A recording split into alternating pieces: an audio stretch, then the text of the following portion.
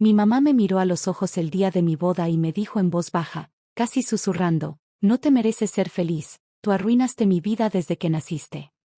Tenía el velo puesto, el vestido blanco impecable, y a mi lado el hombre que pensaba amar toda la vida. Pero esas palabras, dichas con tanto veneno, rompieron algo dentro de mí para siempre.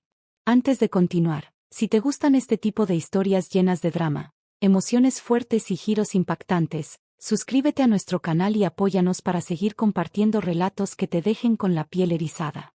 Ahora sí, prepárate para una historia que jamás vas a olvidar. Desde que tengo memoria, mi madre nunca me mostró afecto.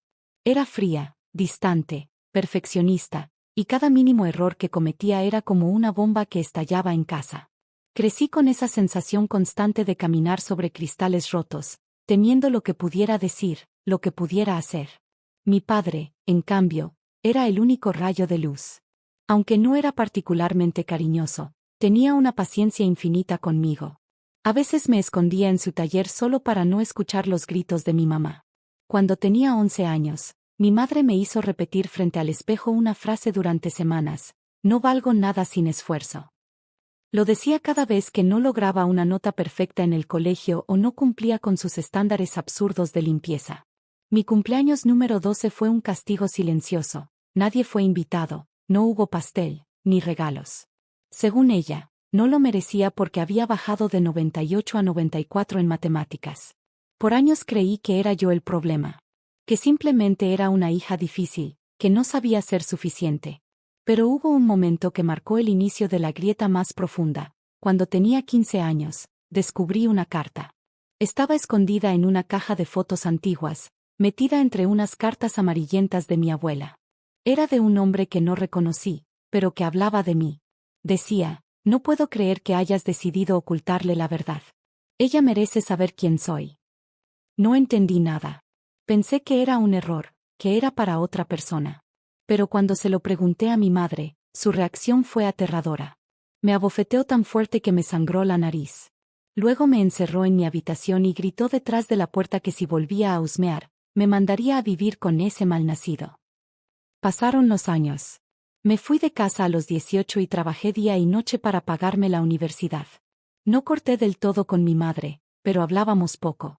Cuando me comprometí con Marco, decidí invitarla solo por compromiso, sin esperar nada.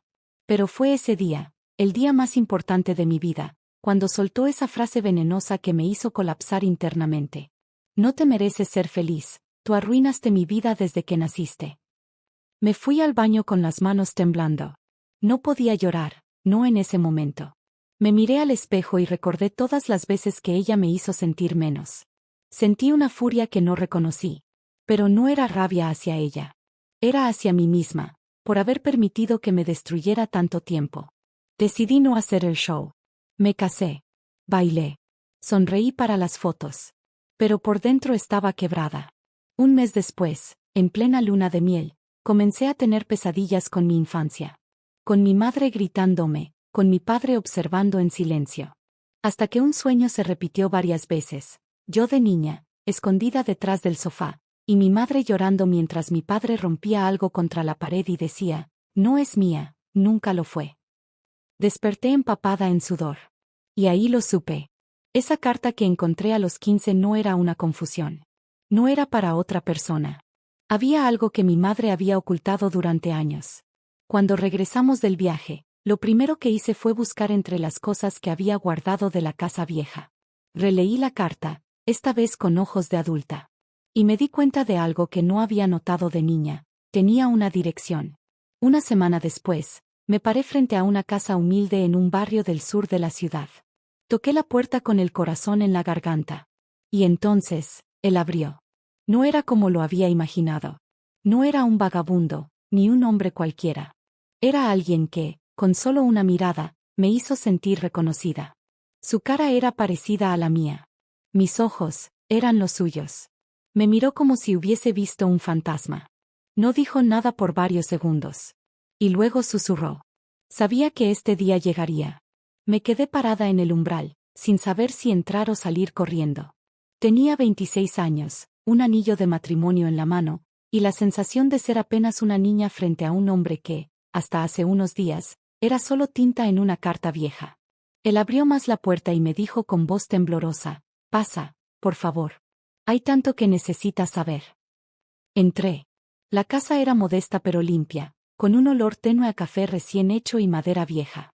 En una repisa vi una foto enmarcada, él, más joven, abrazando a una mujer de cabello rizado, y un cachorro en sus brazos. A los pies del marco, una figura de porcelana de una niña pequeña. Me pregunté si siempre había estado ahí, si representaba algo, o si era solo una coincidencia. Nos sentamos en la sala. Me ofreció café, lo acepté por inercia, aunque mis manos temblaban tanto que derramé un poco. Él no dijo nada, solo fue por una servilleta, y luego, con una tristeza profunda en los ojos, me miró. «Tu nombre es Valeria, ¿cierto?» Asentí. Él suspiró. Yo quería que te llamaras Emilia. Ese fue el nombre que propuse cuando tu madre me dijo que estaba embarazada. Pero nunca me dejó verte. Nunca. Mi garganta se cerró. Quise preguntarle todo de golpe, pero solo logré murmurar: «¿Eres mi papá?» El hombre, Daniel, supe después, asintió con lágrimas contenidas. «Tu mamá y yo tuvimos una historia corta, muy intensa. Nos conocimos cuando ella tenía 20 y yo 24. Nos escapábamos, soñábamos con tener una familia lejos de todo, pero ella ya estaba comprometida con otro hombre. Me lo ocultó. Y cuando se enteró de que estaba embarazada, desapareció. Nunca más supe de ella. Sentí como si alguien me arrancara el suelo debajo de los pies. Mi madre, ¿comprometida con otro? ¿Y ese otro era mi papá? El hombre con el que viví toda la vida, al que llamé papá, ¿sabía la verdad? ¿Tú sabías que yo había nacido?» Él asintió lentamente. «Sí. Me enteré por un amigo en común, muchos meses después. Intenté contactarla, le escribí varias cartas, fui a su casa. La última vez que fui, me recibió su esposo. Me golpeó. Me gritó que no me acercara nunca más. Que si lo volvía a intentar, él mismo me enterraría. El aire en mis pulmones dolía. Recordé los silencios de mi padre. Su mirada cuando mi madre me gritaba.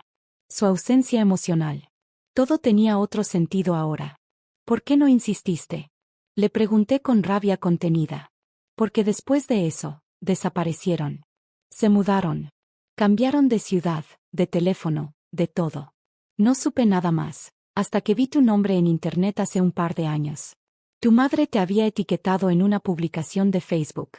Te reconocí de inmediato. Me quedé helada. ¿Y por qué no me escribiste? ¿Por qué no intentaste buscarme?» Daniel bajó la mirada. «Porque pensé que tal vez había sido feliz. Que tal vez no quería saber nada de mí. Tu madre siempre fue muy convincente. Me dijo una vez que si me acercaba, te haría creer que yo era un monstruo. Y tuve miedo. Todo dentro de mí era confusión. Ira. Tristeza. Curiosidad. ¿Tienes más hijos?», pregunté, casi en susurro. Él negó con la cabeza. «Nunca. Nunca volví a tener otra familia. Siempre pensé que la tenía, aunque estuviera lejos». Me levanté de la silla y caminé por la sala. Me temblaban las piernas. Tenía que irme. Necesitaba aire. Salí sin decir nada. Caminé hasta una plaza cercana y lloré en una banca durante media hora. Las piezas no encajaban del todo aún, pero empecé a ver el contorno de un rompecabezas que mi madre me había ocultado toda la vida. Cuando volví a casa, Marco me abrazó. Me preguntó si estaba bien. Le dije que no sabía. Esa noche, soñé de nuevo con mi madre, pero esta vez no gritaba. Lloraba en la cocina, con una copa en la mano y una foto rota en la otra. Al despertar, supe que ya no podía seguir acumulando silencio. Tenía que enfrentarla. La llamé. Le dije que necesitaba hablar con ella. Que fuera sola. Que era urgente. Se presentó 2 días después. Con ese aire de superioridad que siempre llevaba, como si todo estuviera bajo su control. Pero en cuanto cerré la puerta y la senté frente a mí, le mostré la carta. Luego la foto de Daniel. Y finalmente, la verdad. Ella palideció. «¿Qué hiciste, Valeria?», murmuró. «Lo que tú no tuviste el valor de hacer en toda tu vida, buscar la verdad. Ahora dime, ¿por qué me odias tanto?». Ella no respondió al principio. Se llevó las manos al rostro. Y luego, con una voz rota, dijo: «Porque cada vez que te miro, veo la vida que no pude tener. Hubo un silencio tan profundo después de sus palabras que pude escuchar el tic-tac del reloj del comedor como si fuera un tambor marcando el final de algo. ¿La vida que no pudiste tener? ¿Eso soy para ti? ¿Un castigo? Le dije sin poder evitar que la voz se me quebrara. Mi madre se pasó las manos por el cabello, algo que solo hacía cuando estaba al borde del colapso. Respiró hondo, y por primera vez en mucho tiempo, se le vio frágil. No derrotada, sino humana. No tienes idea de lo que fue vivir con tu padre. Bueno, con el hombre que creí que era tu padre al principio, dijo, bajando la mirada. Cuando le confesé que estaba embarazada y que quizás no era suyo, me encerró 3 días. No me dejaba hablar, ni salir, ni comer sin su permiso. Yo la miraba, sin saber si creerle. Parte de mí quería entenderla, pero otra parte recordaba todas las veces que su amargura me destruyó a mí. Daniel me hizo sentir viva, continuó. Me trataba como nadie me había tratado. Pero yo ya estaba comprometida, y mi familia, tú sabes cómo eran. Para ellos, el escándalo era peor que la infelicidad. Me obligaron a casarme. Me dijeron que si me escapaba con Daniel, me iban a desheredar, que jamás podría volver a pisar la casa. Estaba atrapada. Y sí, fui cobarde. Muy cobarde. Me quedé en silencio. Sentía que mis emociones se estaban desbordando todas a la vez. Rabia, tristeza, compasión, decepción, era demasiado. Me levanté de la silla. Empecé a caminar en círculos, como si buscara una puerta que me sacara de ese momento. ¿Y por eso me trataste como basura todos estos años? ¿Por eso no hubo una fiesta de cumpleaños, un abrazo sincero, una palabra de amor? Porque no podía amarte sin recordar lo que perdí. Gritó de pronto, rompiéndose. Cada sonrisa tuya era una puñalada. Tenía sus ojos, su forma de mirar, su forma de hablar. Y yo estaba atrapada en una jaula que ayudé a construir. No supe cómo ser madre sin odiarme a mí misma. Y te juro, Valeria, que lo intenté. Pero fracasé. La vi llorar. De verdad llorar. No como otras veces, cuando usaba el llanto como chantaje emocional. Esta vez, su voz temblaba desde el alma. Su rostro no tenía máscara. Pero no era suficiente. Yo no soy tu dolor, mamá. Soy una persona. Una mujer que se rompió tratando de agradarte. Que se mutiló emocionalmente durante años para que tú la aceptaras. No sé si podré perdonarte. No hoy. Ella no respondió. Solo asintió, como si entendiera. Y por primera vez, no discutió. No se defendió. Simplemente se quedó ahí, sentada, hecha un mar de lágrimas. Cuando se fue, me sentí vacía. No aliviada. No tranquila. Solo, vacía. Marco me abrazó esa noche sin hacer preguntas. Pero al día siguiente, mientras desayunábamos, soltó una frase que me descolocó. ¿Y si te haces una prueba de ADN? Lo miré como si me hubiera insultado. ¿Por qué? Ya vi a Daniel. Sé que es mi padre. Sí, pero también dijiste que tu padre legal, el que te crió, te trataba con indiferencia. ¿Qué pasa si él también lo sospechaba? ¿Y si en el fondo, nadie estaba seguro? No quería seguir abriendo heridas, pero algo en mí ya estaba cansado de medias verdades. Así que lo hice. Me contacté con un laboratorio. Le pedí a Daniel una muestra de saliva. Él accedió sin dudarlo.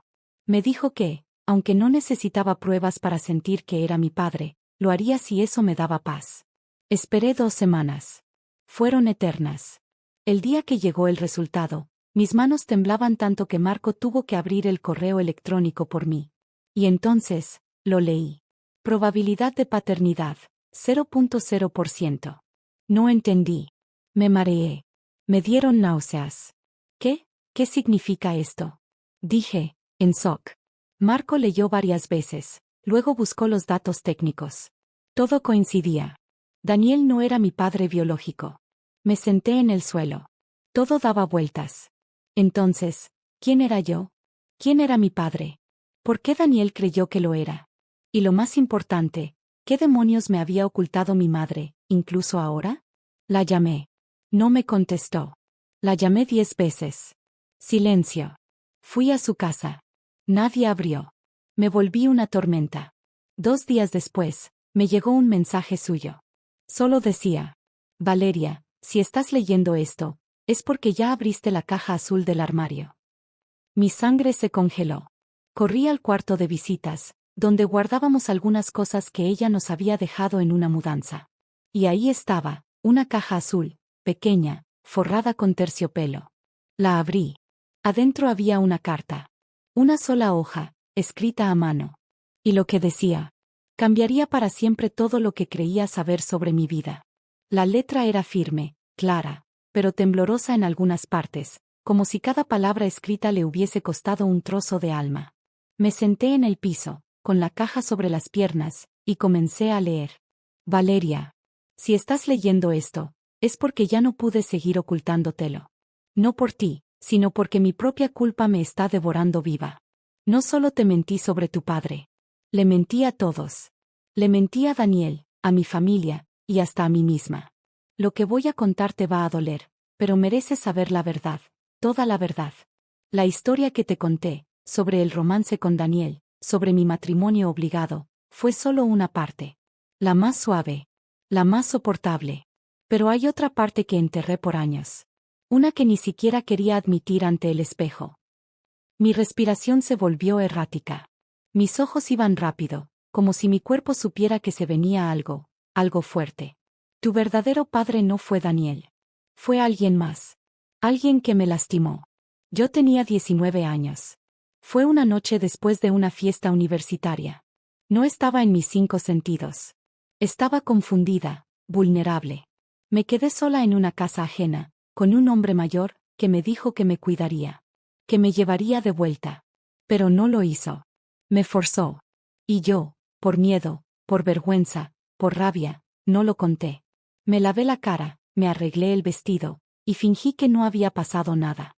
Pensé que si no lo decía, si lo borraba de mi mente, tal vez desaparecería. Pero semanas después, cuando supe que estaba embarazada, fue como si todo el horror volviera con una claridad cruel. Fui cobarde, sí. No denuncié. No lo enfrenté. Me limité a tragarme el secreto y a maquillar la historia para que tuviera sentido. Daniel fue mi escape emocional. Me hizo sentir viva por un instante. Y cuando sospechó que el hijo que esperaba no era suyo, se fue. Nunca lo culpes por eso. Tu padre, el hombre con el que me casé, aceptó criar a una hija que no era suya, a cambio de silencio y obediencia. Nunca te amó, pero tampoco te odió. Simplemente, no supo cómo verte sin recordar mi traición. Y yo te tuve a ti. No como un acto de amor, sino como consecuencia de un trauma que nunca sané. Me cuesta escribir esto. Me cuesta admitir que muchas veces te culpé por una noche que no fue tu culpa. Pero hoy, más que nunca, sé que tú no tuviste la culpa de nada. Que fuiste una niña hermosa, buena, noble. Que merecías amor, ternura, una madre sana. No fui eso para ti. Y no hay día que no me arrepienta. Lo único que espero es que algún día puedas perdonarme. Y si no puedes, lo entenderé. Porque yo misma no me he perdonado jamás. Mamá. El papel se me resbaló de las manos. Me quedé ahí, en el suelo, con la carta sobre las piernas y un dolor tan profundo que no sabía si gritar, llorar o romperlo todo. Yo era hija de una violación. Mi origen no era un cuento de amor frustrado. Era una cicatriz no cerrada, un secreto podrido, un trauma oculto bajo capas de mentira. Y, sin embargo, por primera vez, entendí. Entendí el rechazo. Entendí la distancia. No lo justificaba, pero al menos ahora, tenía un mapa para recorrer el dolor. Marco llegó del trabajo una hora después. Me encontró todavía ahí, con la carta en la mano. No dijo nada. Me abrazó, y yo lloré con una libertad que nunca había sentido. Días después, hablé con Daniel. Le conté todo. Lloró conmigo. Me dijo que, aunque no fuera su hija por sangre, él seguiría ahí si yo se lo permitía. Para mí, eres más hija que muchos que sí llevan mi ADN, me dijo. Y fue entonces cuando comprendí algo. La familia no es solo genética. Es quien te elige. Quien se queda. Quien, incluso en la oscuridad, te ofrece una luz. Decidí ir a ver a mi madre una última vez. Quería cerrar el ciclo. Ella estaba más delgada, envejecida de golpe. Cuando me vio, se le aguaron los ojos. No se atrevió a hablar. Yo tampoco. Nos sentamos frente a frente, en silencio. Le extendí la carta que ella misma había escrito, ya leída y arrugada. Gracias por decir la verdad, le dije. No sé si pueda perdonarte por todo. Pero por primera vez, puedo verte sin odio. Ella asintió. Me tomó la mano. Y fue la primera vez que sentí que me la tomaba como una madre. No perfecta. No redimida.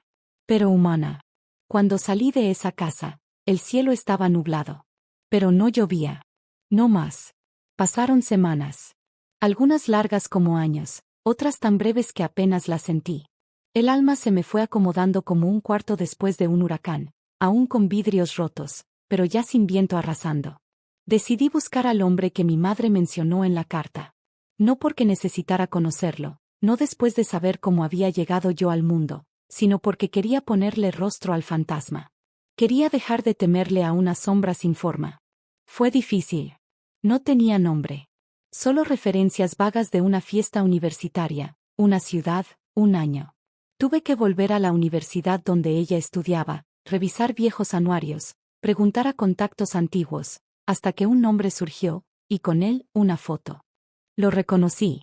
No por conocerlo, sino porque supe, con un escalofrío helado, que me parecía a él. Y fue eso lo que me rompió más. El apellido coincidía con el de un reconocido abogado de la ciudad. Casado, con hijos, una reputación intachable, artículos en revistas jurídicas y una sonrisa impecable en cada retrato. No lo busqué. No lo confronté. No quise hacerlo. Lo único que hice fue sentarme frente a su oficina una tarde y mirarlo salir. Iba con su maletín, hablando por teléfono, sin una pizca de culpa en el rostro. Como si nada de lo que me había destruido a mí, le perteneciera. Lo vi subirse a su carro, reír con alguien al otro lado del auricular, y alejarse. Y entonces entendí que no necesitaba más. No necesitaba gritarle, ni preguntarle por qué. Porque hay monstruos que se alimentan del dolor ajeno, y lo último que merecen es tu energía. Esa noche dormí como no lo hacía desde niña. No con paz total, pero sí con una parte del alma finalmente libre. Un mes después, recibí una carta de Daniel. Escrita a mano, con tinta azul. Valeria. No sé si algún día entenderás lo que fue para mí conocerte. Verte.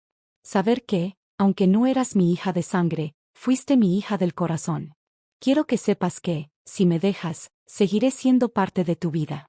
No como un reemplazo. No como una figura impuesta. Solo como alguien que te quiere. Y eso, a esta altura de la vida, es lo único que importa. Volví a verlo. Lo invité a comer. Y, por primera vez, le dije papá. Nos miramos. No lloramos. Solo sonreímos. Y fue suficiente. Mi madre, con el tiempo, empezó terapia. No conmigo, sino por ella. Me dijo que estaba harta de vivir con máscaras. Que por primera vez quería saber quién era, sin la culpa como espejo.